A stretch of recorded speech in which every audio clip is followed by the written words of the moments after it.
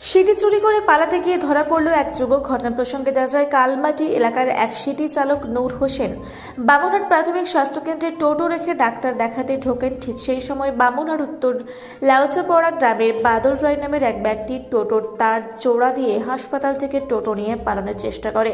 বিষয়টি বুঝতে পেরে সিটি চালক ধাওয়া করে ব্যক্তিকে প্রচণ্ড গতিতে যেতে গিয়ে বামুনহাট উচ্চ বিদ্যালয়ের সংলগ্ন এলাকায় নিয়ন্ত্রণ হারিয়ে রাস্তার উপরে উল্টে যায় টোটোটি। ফলে ক্ষতিগ্রস্ত হয় টোটোটি এবং গুরুতর আহত হয় অভিযুক্ত ব্যক্তি। এরপর স্থানীয় লোকজন এসে অভিযুক্তকে উদ্ধার করে বামুনহাট প্রাথমিক স্বাস্থ্যকেন্দ্রে নিয়ে যায়। ঘটনার খবর পেয়ে ঘটনাস্থলে ছুটে আসেন সাহেবগঞ্জ থানার পুলিশ। অভিযুক্ত ব্যক্তিকে আটক করে থানায় নিয়ে যাওয়া হয়। দেখুন বিস্তারিত। আবার নাম? জয়নাল শেখ। বাড়ি? বাড়ি কালমাটি। তোমার টোটোটা কোথায় ছিল? হসপিটালে, ওখানে দেওয়ালের সাথে সাইড করে রাখছিলাম। আমার কাকিকে আমি নিয়ে এসেছি হসপিটালে। কাকির মেয়েটার অসুখ, জ্বর আছে। তো ওখানে কাকির মেয়ের সামনে আমি দাঁড়ায় আছিলাম। দাঁড়ায় আসার পরে আমি বললাম তুই এখানে দাঁড়া, আমি টোটোটা দেখে আসি।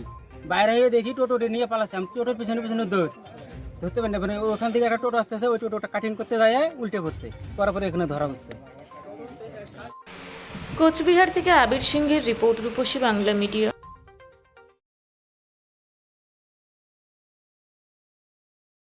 পুরা ব্লকের লধুরকা গ্রামের অদূরে অবস্থিত দৌলত পাবলিক স্কুলের দখলে থাকা বেশ কিছু জমি নিয়ে শুরু হয়েছে আইনি জটিলতা।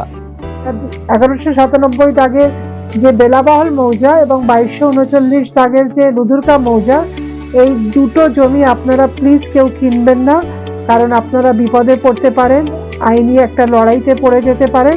জমিটা একদম ডিসপিউটেড, ফলে একটু সাবধানে থাকবেন।